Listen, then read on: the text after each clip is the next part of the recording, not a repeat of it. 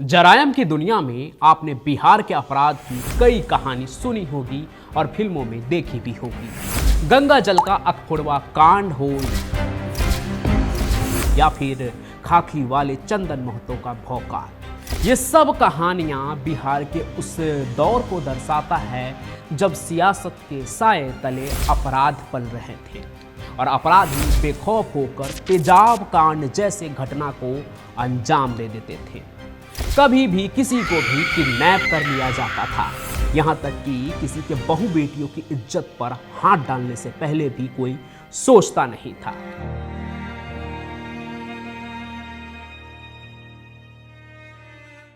इसे ही बिहार का जंगल राज कहा गया, जब पुलिस से ज्यादा ताकत बाहुबली नाम के अपराधियों के पास हुआ करता था। एक तरफ जहां बिहार में बाहुबलियों की हुकूमत चल रही थी, उसी वक्त उत्तर प्रदेश के गोरखपुर में बाहुबलियों की हुकूमत संगठित अपराध का रूप ले चुकी थी और आए दिन वहां एक नया बाहुबली तैयार हो रहा था। उसी में एक नाम था श्री प्रकाश शुक्ला, गोरखपुर का वो किलिंग मशीन जो माननीय के कहने पर नहीं बल्कि ढेर सारे माननीय को ठिकाने लगाकर कुख्यात बना था। उसके हिट लिस्ट में कोई मामूली गुंडे नहीं होते थे बल्कि बड़े बड़े नेता और विधायक होते थे।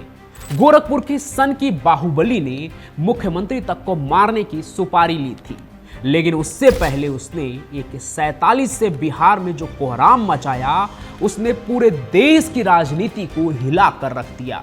और वो कांड था दिन दहाड़े 22 कमांडो की सुरक्षा घेरा में सेंध लगाकर बिहार के मंत्री बृज बिहारी प्रसाद की हत्या।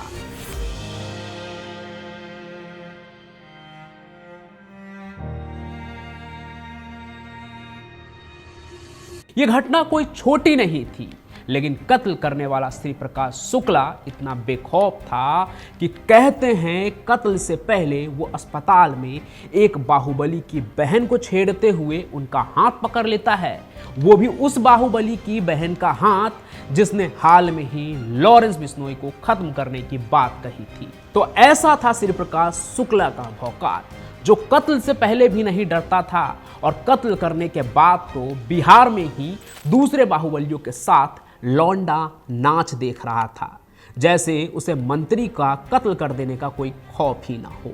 लेकिन सबसे बड़ा सवाल यह है, जहां बाहुबली अपना गढ़ छोड़कर बाहर नहीं निकलते हैं, वहीं ये श्री प्रकाश शुक्ला एक मंत्री की हत्या करने बिहार की राजधानी पटना कैसे पहुंचा। अब इसे जानने के लिए बिहार के उस दौर में चलना होगा जब लालू यादव जी मुख्यमंत्री थे और बिहार में जंगल राज था। और ऐसे ही दिलचस्प कहानियों के सफर में आपको शामिल करने के लिए शुरू कर रहा हूं आज से आपके और हमारे चैनल क्राइम कनेक्ट पर एक नई सीरीज, आइए ना हमरे बिहार में। आइए ना हमरा बिहार में, जहां हर दूसरे दिन मैं पंचम प्रकाश आपको बिहार अपराध जगत की वो कहानी सुनाऊंगा जो किसी फिल्म के पटकथा से तो कम कुछ भी नहीं होगा। ठोक देंगे कट्टा का पार में, आइए ना हमरा बिहार में। तो इस सीरीज के पहले एपिसोड में आपको कहानी सुनाएंगे उस दौर की जब दो बिहारी बाहुबलियों के वर्चस्व की कहानी में उत्तर प्रदेश के सन की श्री प्रकाश शुक्ला की एंट्री हुई। बिहार के पूर्व मुख्यमंत्री लालू प्रसाद यादव के दिग्गज मंत्री बृज बिहारी प्रसाद की हत्या कोई छोटी घटना नहीं थी। दूसरे शब्दों में कहें तो ये वो घटना थी जिसने सही मायने में बिहार में अपराध या जंगल राज को देश और दुनिया के सामने ला दिया। अब ये बात तो सब जानते हैं कि बृज बिहारी प्रसाद की हत्या श्री प्रकाश शुक्ला ने की थी, लेकिन वो तो किलिंग मशीन था। उसे इस्तेमाल करने वाला असली कातिल कौन था जिसने बिहारी मंत्री के कत्ल की स्क्रिप्ट लिखी थी। बिहार के इस इतिहास को कुरेदेंगे तो कई नाम बाहर निकलेंगे, प्रदेश के मुख्यमंत्री से लेकर देश के प्रधानमंत्री तक का। और जब मौका है, मौसम है और क्राइम कनेक्ट पर नए सीजन की शुरुआत भी, तो आइए आज इस घटना की जड़ों को खंगालते हैं। इसलिए सबसे पहले ये जानते हैं कि बृज बिहारी प्रसाद कौन थे। बृज बिहारी प्रसाद मोतिहारी जिले के अदापुर के रहने वाले एक सामान्य परिवार में पैदा हुए थे और उनके पिता अदापुर में राज परिवार की संपत्तियों के केयरटेकर थे। बृज बिहारी प्रसाद शुरू से ही पढ़ाई लिखाई में बहुत तेज थे, इसलिए ना केवल मैट्रिक में टॉप किया उन्होंने, बल्कि सिविल इंजीनियरिंग की पढ़ाई करके पीडब्ल्यूडी में इंजीनियर भी बन गए। लेकिन यह बिहार का वो दौर था जब बिहार में भूमिहार समाज के लोगों का इस विभाग पर काफी प्रभाव था। यानी अगर कोई सरकारी ठेका चाहिए होता तो वो पीडब्ल्यू इंजीनियर के कनपट्टी पर तमंचा सटाने से पहले भी संकोच नहीं करते थे। आगे इस तरह की घटनाओं से तंग आकर ही बृज बिहारी प्रसाद ने सरकारी नौकरी छोड़ दी। उस समय आदापुर में नक्सलियों का भी आतंक था और कोई उनके खिलाफ मुंह खोलने की स्थिति में नहीं था।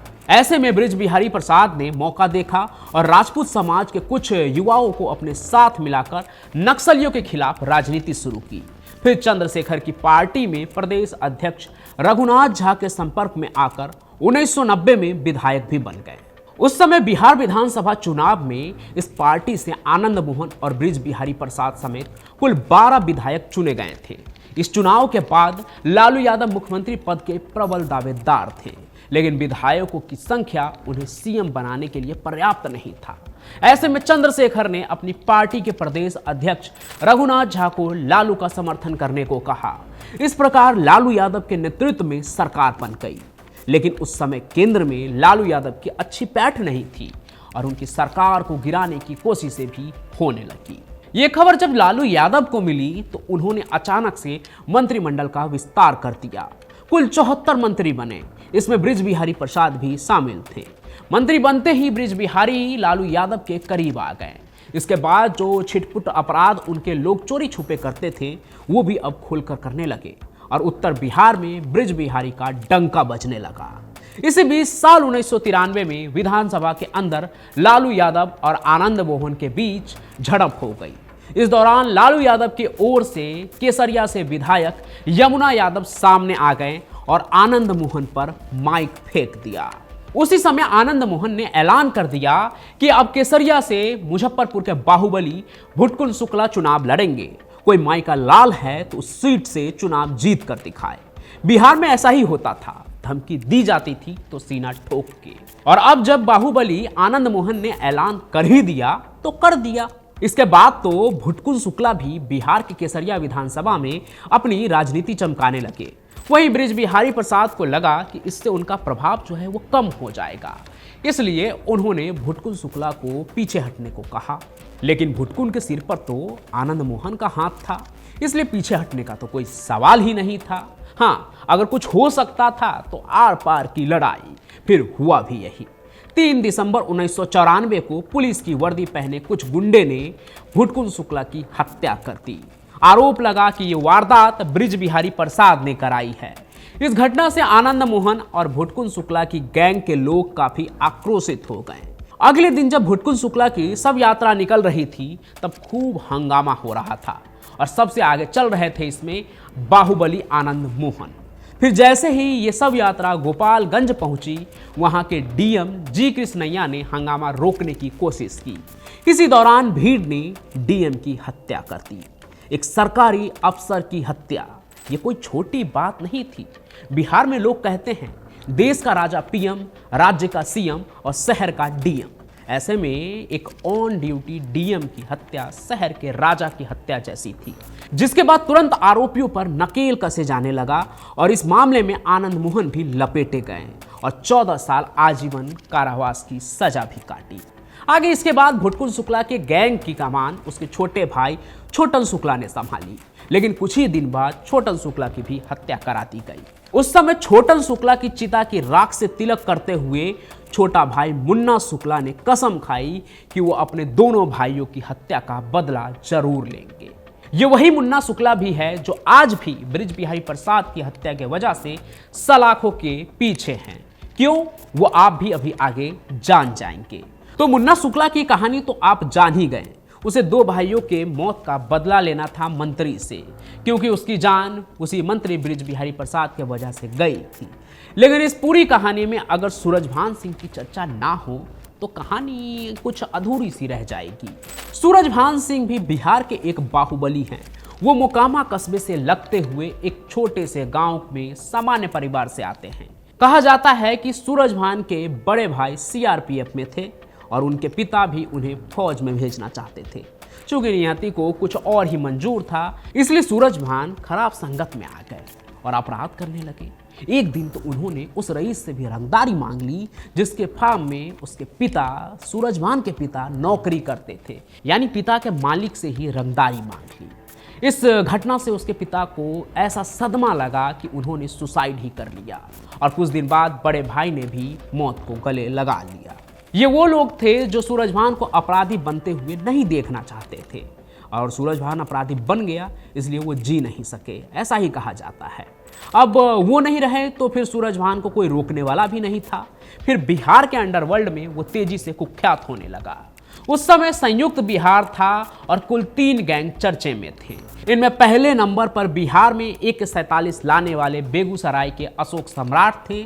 दूसरे नंबर पर अदापुर से ब्रिज बिहारी, वहीं तीसरा गैंग मोकामा वाले सूरजभान सिंह का था। आगे हाजीपुर में अशोक सम्राट की पुलिस इनकाउंटर में मौत हो गई। तो अब ब्रिज बिहारी के राह में सिर्फ सूरजभान ही एकमात्र कांटा रह गया था। उस समय ब्रिज बिहारी प्रसाद मंत्री थे, उनके हाथ में पावर था। तो कहा जाता है कि अशोक सम्राट के एक साथी की हत्या के मामले में उन्होंने सूरजभान को अरेस्ट कराकर जेल भिजवा दिया। साथ ही सुपारी भी दे दी कि सूरजभान को जेल में ही जहर देकर मार दिया जाए और यहीं से ब्रिज बिहारी प्रसाद की मौत की स्क्रिप्ट लिखी जानी शुरू हो जाती है। और बिहार के बाहुबलियों के वर्चस्व की कहानी के बीच गोरखपुर के श्री प्रकाश शुक्ला की एंट्री भी होने वाली है। बाकी इस समय तक 2 भाइयों की हत्या के बदले की आग में जल रहे हैं वैशाली के मुन्ना शुक्ला का गठजोड़ मोकामा के बाहुबली सूरजभान से हो चुका था और गोरखपुर के बाहुबली श्री प्रकाश शुक्ला का भी बिहार में आना जाना था। कहते हैं कि सूरजभान सिंह से उसकी बहुत अच्छी बनती थी। फिर जब सूरजभान सिंह को अपनी हत्या की साजिश की खबर मिली कि ब्रिज बिहारी प्रसाद उनको मरवा सकते हैं जहर खिलाकर, तो उन्होंने तुरंत मुन्ना शुक्ला के जरिए श्री प्रकाश शुक्ला से कांटेक्ट किया। क्योंकि ब्रिज बिहारी मंत्री थे जिसके साथ 2 दर्जन कमांडो हमेशा रहते थे, ऐसे शख्स को खत्म करने का गुदा उन दिनों बिहार से लेकर यूपी तक में सिर्फ एक आदमी के पास था और वो नाम था श्री प्रकाश शुक्ला का। और वही श्री प्रकाश शुक्ला 11 जून 1998 को सूरजभान और मुन्ना शुक्ला के कहने पर अपने साथियों अनुज प्रताप सिंह, सुधीर त्रिपाठी के साथ पटना के उसी अस्पताल में भर्ती हो गए जहां ब्रिज बिहारी प्रसाद थे। इसके बाद मुन्ना शुक्ला ने उसे AK-47 और 2 पिस्टल उपलब्ध करवाए और फिर इन लोगों ने 13 जून 1998 को पटना के इंदिरा गांधी अस्पताल के अंदर ही ब्रिज बिहारी हत्याकांड को अंजाम दिया और फरार हो गए।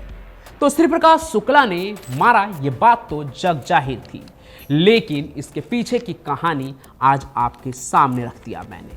उम्मीद है आइए ना हमरे बिहार में सीरीज का ये पहला एपिसोड आपको पसंद आया होगा। आगे इस सीरीज में मैं आपको बिहार के ही और भी कहानी सुनाऊंगा। अगर बिहार के किसी बाहुबली के किसी कहानी को अगर आप सुनना चाहते हैं तो उसके बारे में कमेंट जरूर करें।